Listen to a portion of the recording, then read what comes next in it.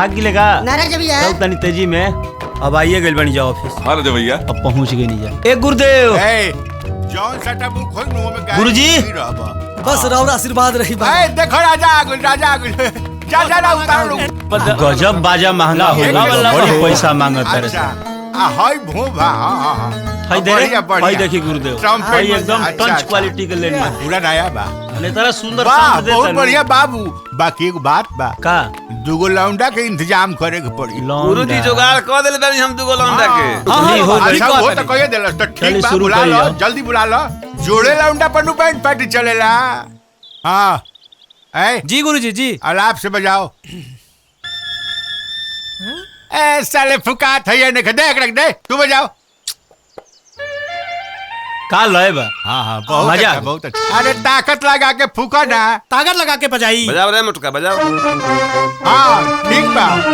हाँ सुनो जी तनी लय में बजाओ लय में। लय में हाँ बुढ़ारी में छोकरी बाजी कर तो कहाँ से बाजी। हाँ ठीक बा बहुत अच्छा।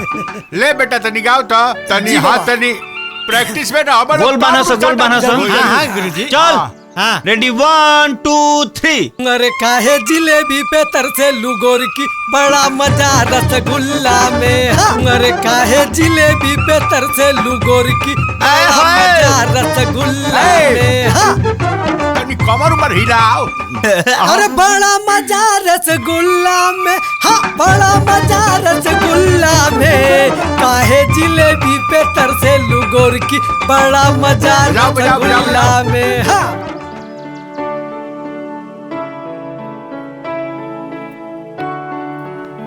ए राजा बाबू तनी सुन। हाँ? एगो ब्याह में बैंड बजावे के कितना पैसा लेबा? ब्याह कब बा? पहले ई बताव कि पैसा कितना लेबा? ए मैडम पैसा के बात हम ना करेनी। पैसा के बात हमारे मालिक बड़े झनकार राम जी उहे करी हैं। आ गुरुजी अभी बानी ना। राजा तू है जा माने तू आइल बड़ो ये जरला पर निमक छिड़के बाकी जैसे। अरे माई हम ऐसन का कह देनी। हाँ एक तब वही बहन पार्टी बनहले बानी अब वही समहूत नहीं भइल नगदी नारायण। आ तू आइल आफत के मोटरी है जा बाकी जैसे बट ए राजा ना मनबू। तनी हमरी ओर देखा ना, हमरी अखियां में देखा त काम धाम सब भुला जाइबा। पुरनिया लोग कहला ना कि ब्याहे के बाद आदमी के तकदीर बदल जाला। और अगर ऐसन हो जाई तो सारा जिंदगी के सुख मिल जाई। तकदीर बदल जाई किस्मत फूट जाई तार के पावला से। ए राजा बाबू हम तोहार पीछा ना छोड़ब। हाँ और जानकार राम जी अच्छा। सब कुशल मंगल बा ना? हाँ सब ठीक ठाक बा। और सब कहीं हमरा गांव में काली माई के पूजा बा 22 तारीख के। 22 के। हाँ यही महीना में। ए महीना में तो बड़ा काड़ा लगन बा महाराज। बाप रे बाप हमार स्टार्टर तो 31 ले बुक बा है महीना में। 31 ले? हैं 31 फरवरी। फरवरी 28 से क्या होला?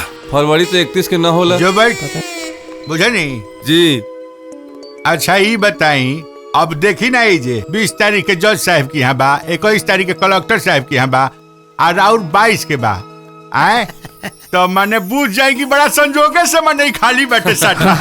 चला डेट तक खाली बा। बड़ा संजोग से ही साटा खाली बैठे। तो अब ये बताएं कि अब का हो। हाँ तो बोली कितना पैसा ले? है सुनी है नहीं आई। हाँ बोली। का तना ले दे रहुआ? हम 6000 से ज्यादा ना दे पाई। 6000? अरे वही में कुछ बढ़ा के दे दी माई के नाम पर हमरो ओर से रह। देखी हम ऐसे ज्यादा ना दे पाई। 6.5 पर डन। ठीक बा बयाना दे दी ना। आए।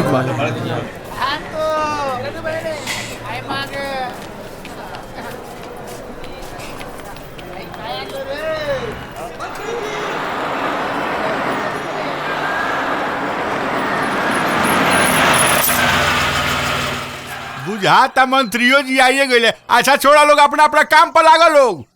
हाँ गुरुजी। आ रंगीलवा कहाँ गए हो? केनाहू गाइल होई है केनाहू गाइल बा। झाड़ा फिर गल गुरुजी। पूरी खाए से साला माना था, रोज 4 जोड़ी पूरी खा जाता है अरे गुरुजी। रुको रुको रुको, हम देख क्या होता नहीं। ऐ साला खाली भागो रहा था साले के।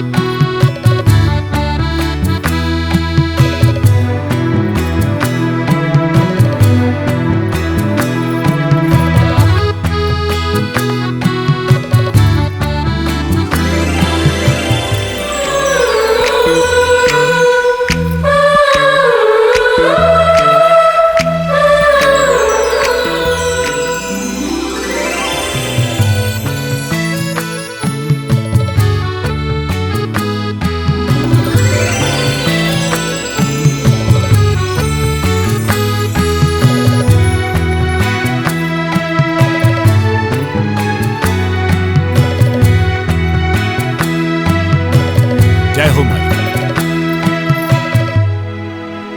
आवा लोग आवा, पहले माई के दर्शन कर।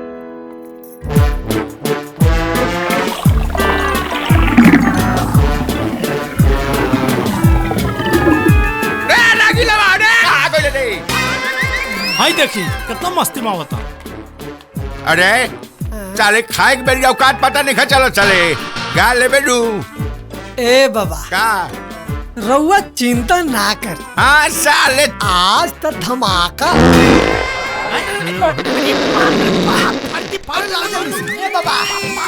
हे भगवान, अब का होई प्रभु।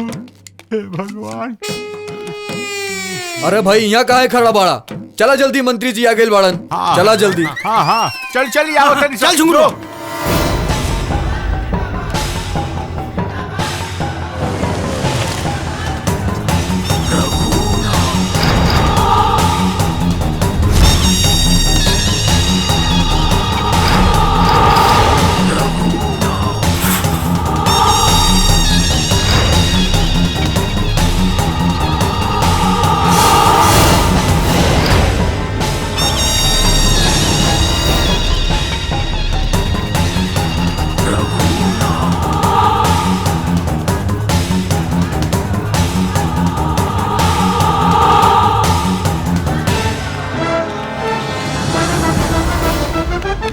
आवा आवा रघुनाथ, आवा प्रणाम चाचा। बैठ। हाँ हाँ खुश रह। प्रणाम बैठ। प्रणाम प्रणाम। लागत ये लोग नया नया बैंड पार्टी बनोले बाड़न। ए झंखार राम, अरे खाली बजाइबे करबा कि गाइबो करबा? हाँ शुरू होता होता।